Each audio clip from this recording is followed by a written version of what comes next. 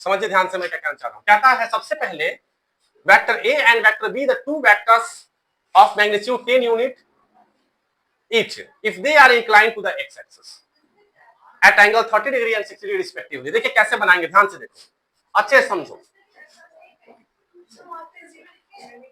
कहां पे? हाँ 10 यूनिट। अब देखो क्या करना है, मैं क्या करता हूं, ध्यान से देखो, यहां पे मैंने कुछ ऐसा खींचा, देखो कुछ ऐसा खींचा, आ रही है बात समझ में? तो वो सीधा है क्या, ये टेढ़ा है?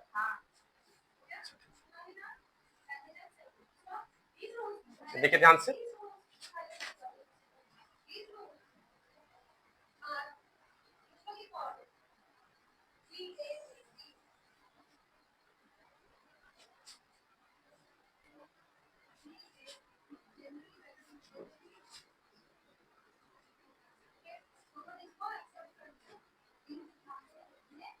और ये क्या हो गया, देखो एक्स एक्सिस, ये क्या हो गया आपका वाई एक्सिस, ये क्या हो गया एक्स डैश, और ये क्या हो जाएगा वाई डैश। आ रही है बात समझ में क्या? अब देखिए कहता है कि vector A and be the two vectors of magnitude 10 unit each. Magnitude दोनों का क्या है, बराबर है। पहले वाले में क्या था, एक 3 था एक 4 था, इसमें दोनों का क्या मैग्नीट्यूड है, दोनों का मैग्नीट्यूड सेम है, 10 यूनिट ही है। If they are inclined to the X axis, आप जानते हैं इसको हम लोग हॉरिजॉन्टल लाइन कहते हैं, इसको हम लोग वर्टिकल कहते हैं, इसको हम लोग इंक्लाइंड कहते हैं, और ये वाला कर्व हो गया हमारा क्या कहता है, ये इंक्लाइंड है। दोनों वेक्टर क्या है, इंक्लाइंड है, किसके साथ, एक्स एक्सिस के साथ। तो हम लोग क्या करेंगे, ध्यान से देखिए, हम लोग ये करने वाले हैं ढाल, जस्ट लाइक स्लोप।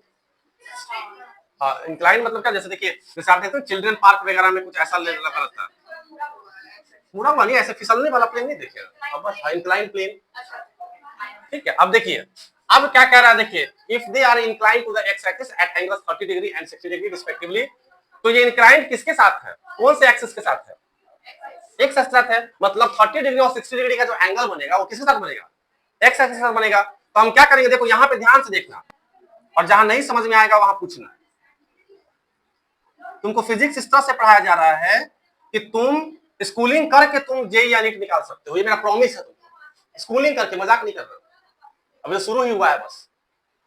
आ रही है बात समझ में कि नहीं? देखिए ध्यान से, तो यहां से आ गया, देखो 30 डिग्री, देखो यहां पे दिख रहा है तुम लोग को, देखो तो दिख रहा है 30 डिग्री, चलो यहां पे हो गया। दूसरा ये क्या हो जाएगा, 60 डिग्री। देखो हम बार बार कह रहे हैं इसको फ्री हैंड ही खींचा जाता है, लेकिन चूंकि अभी तुम लोग का आदत नहीं है, फ्री हैंड खींचोगे तो कॉन्सेप्ट तुम्हारा गड़बड़ा जाएगा। हाँ हाँ वैसे, हाँ देखिए, तो अब क्या करना है, ध्यान से देखिए, इसको आप लोगों को, दोनों बराबर है तो लगभग दोनों का लेंथ बराबर ले लीजिए। देखिए दोनों का लेंथ ऐसे बराबर कर लीजिए, देखिए दोनों का लेंथ देखो ऐसे बराबर कर लो। आ रही है बात समझ में? जो एंगल है ये कितना है बच्चों, देखो तो 30 डिग्री।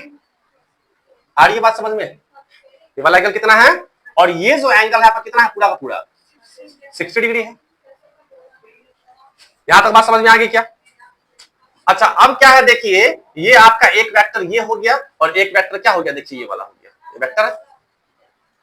मान लो हम इसको, ये आपका एक कौन सा वेक्टर, वेक्टर ए मान लिए इसको, ये कितना हो गया आपका, कितना दिया हुआ देखो 10 यूनिट, 10 यूनिट है, कोई भी यूनिट होगा, ठीक है, मीटर पर सेकेंड स्क्वायर हो सकता है, मीटर में हो सकता है, न्यूटन भी हो सकता है, ठीक है। अब देखिए वेक्टर बी क्या हो जाएगा, देखो ध्यान से, यहां भी क्या हो जाएगा आपका 10 यूनिट। आ रही है बात समझ में? रूल क्या कहता था, दोनों वेक्टर में से कोई एक वेक्टर हम लोग चूज कर लेते हैं। तो जनरली मान लीजिए हम फर्स्ट वेक्टर चूज कर लिए, तो हमने यहाँ पे डॉटेड कर दिया, चूज कर सकते हैं, दोनों तरीके से चूज करके हम फिगर दिखा देते हैं, दोनों ही देख लो, सबसे अच्छा रहेगा, दोनों ही देख लो, ठीक है। क्या करते हो, देखो दोनों सेम आंसर आएगा, एक हम रफ खींच देते हैं और एक ऐसे खींच देते हैं। देखिए तो जनरली हम क्या करेंगे, जो पॉइंट यहाँ पे लिखे हैं, इस पॉइंट पे हम लोग क्या करना है, कोऑर्डिनेट एक्सिस बनाना है। यहां तक याद है आप लोग को, सारे बच्चों को याद है क्या, बोलो याद है। यहां पे हमने ऐसे करके एक, देखो ध्यान से दिख रहा है सारे बच्चों को, देखो ऐसे करके हमने ऐसे बना दिया।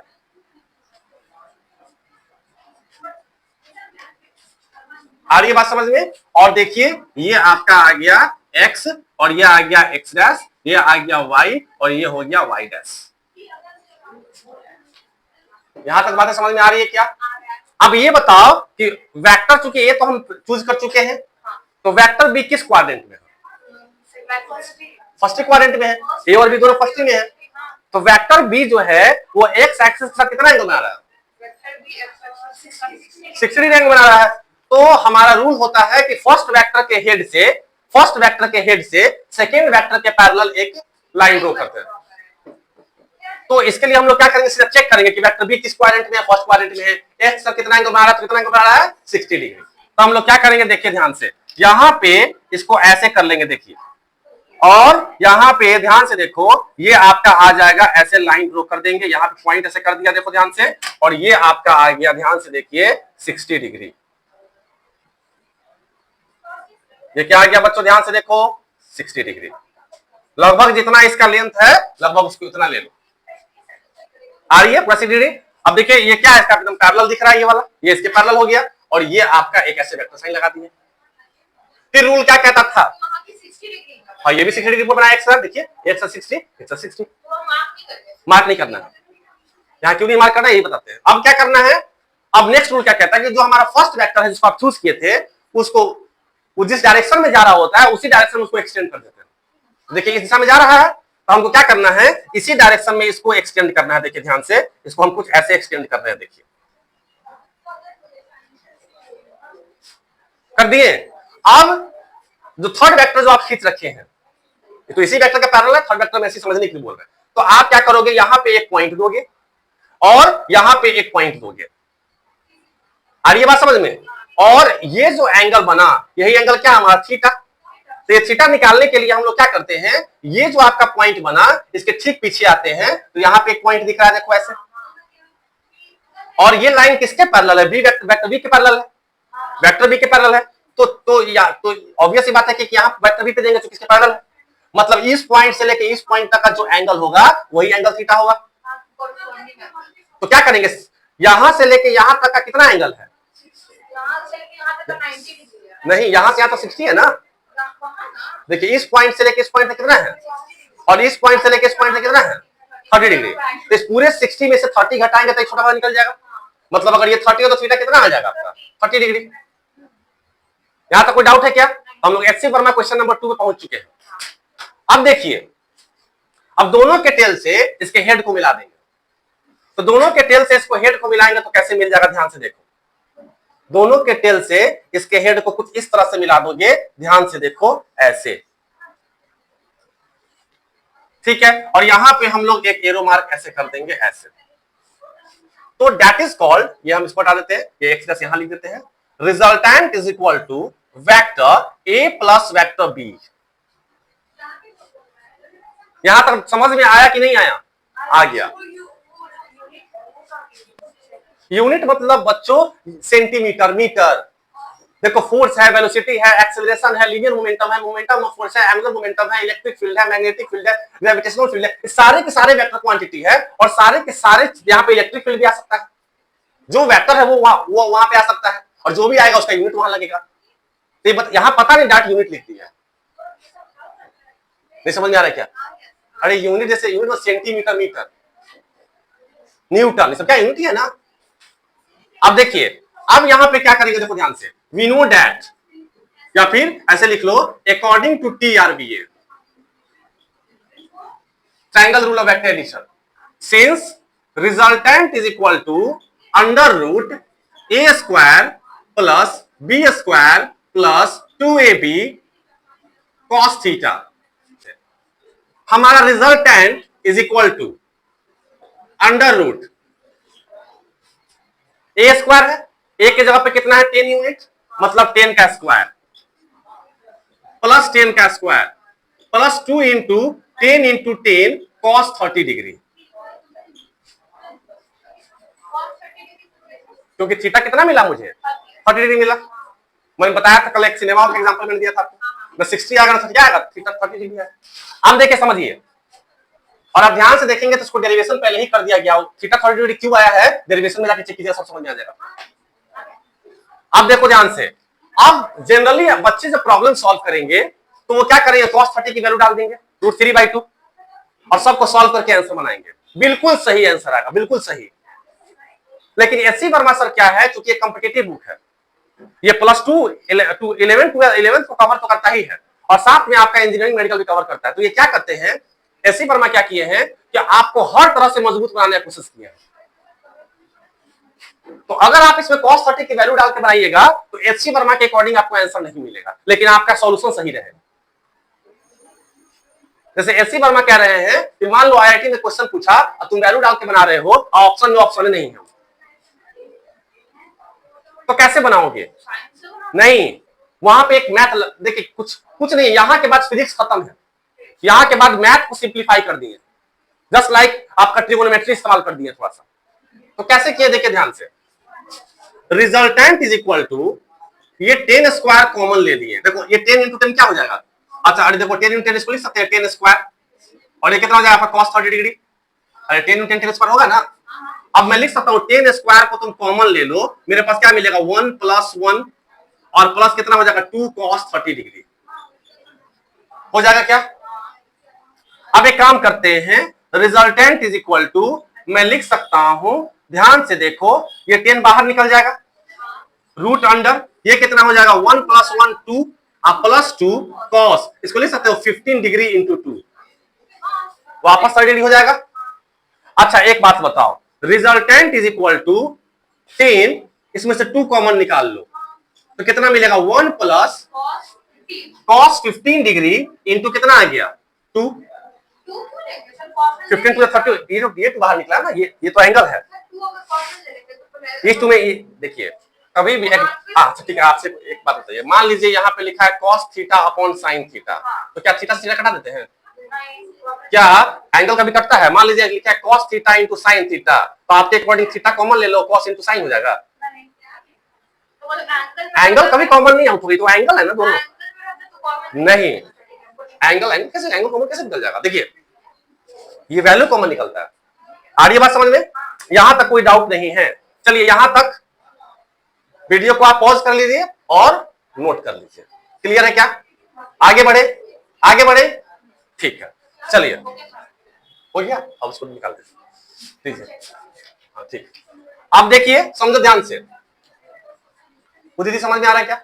अब समझिए हम लोग क्या करने वाले हैं, अगर हम ध्यान से देखें तो हम लोग क्या करेंगे, आप ट्रिगोनोमेट्री जब आपके मैथ्स के टीचर पढ़ाएंगे तो पढ़ाएंगे वहां cos 2a का फॉर्मूला होता है 2 cos स्क्वायर a - 1,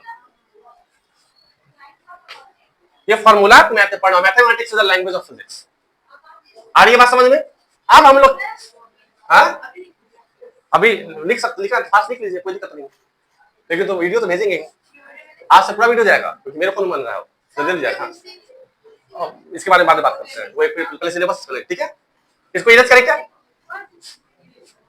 अब देखो, तो जब ध्यान से देखो हम लोग क्या करने वाले हैं, तो क्या हम इसको लिख सकते हैं, resultant is equal to under root, ये सॉरी यहां पे आ गया 10 अंडर रूट, ठीक है, तो resultant is equal to 10 under root 1 +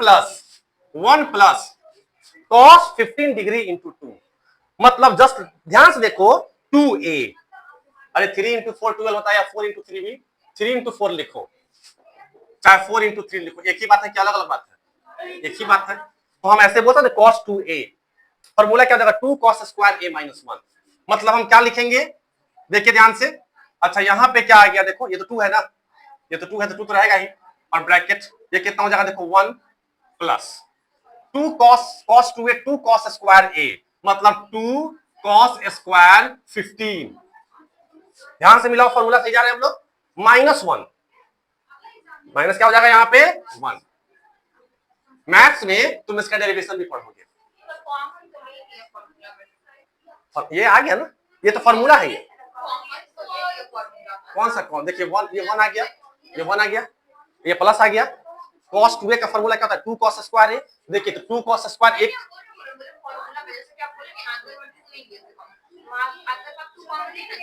हाँ आपको कंफ्यूजन का है, खाली बताइए। जैसे अच्छा एक बात बताइए, हम मान लीजिए यहाँ लिखेंगे cos 2 थीटा, तो क्या हो जाएगा 2 cos स्क्वायर थीटा आएगा ना, फॉर्मूला ना है ये फॉर्मूला ड्राइव करना सीखिए मैथ में, मैथ की बुक में सब सिखाएंगे आपको, इसका यूज है यहाँ पे। तो अभी थीटा के जगह पे क्या है 15 डिग्री, आई 2 है तो फॉर्मूले में 2 है तो डालना पड़ेगा ना, डाले ना 15, देखिए यहाँ पे 15 डाले ना, यहाँ पे एक की जगह ये थीटा है, एंगल है, 15 डाले, नहीं समझ में आया क्या, आ गया। अब देखिए तो अब हम लोग क्या करेंगे, ध्यान से देखो बच्चों, -1 से +1 कटा देंगे ऐसे, मेरे पास हो जाएगा resultant is equal to 10 root under 2 square cos square 15। अब ये क्या हो जाएगा देखो, रिजल्टेंट इज इक्वल टू 10, इस स्क्वायर से 2 बाहर, इससे cos 15 बाहर आ गया। तो देयरफॉर रिजल्टेंट की वैल्यू कितनी आ गई 20 cos 15। देखो तो रिजल्टेंट अभी एंगल नहीं निकाला है, पहले इसको चेक करो, क्योंकि अभी बेल लग गया, फिर अगले क्लास में बताएंगे। बिल्कुल हड़बड़ाना नहीं है, आराम से क्लास वाइज क्लास चलना है। 20 cos 15 दिया हुआ है।